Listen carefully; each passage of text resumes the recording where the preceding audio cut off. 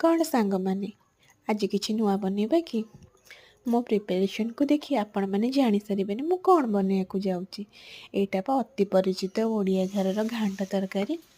ଆପଣମାନଙ୍କ ଘରେ ଯେଉଁ ସବୁ ପରିବା ଅଛି ଆପଣମାନେ ଛୋଟ ଛୋଟ କରି କାଟି ନେବେ।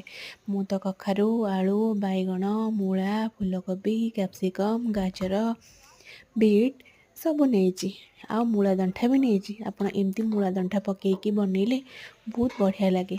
ସ୍ପେଶିଆଲି ଶୀତ ଦିନରେ ହିଁ ତ ମୂଳା ମିଳେ।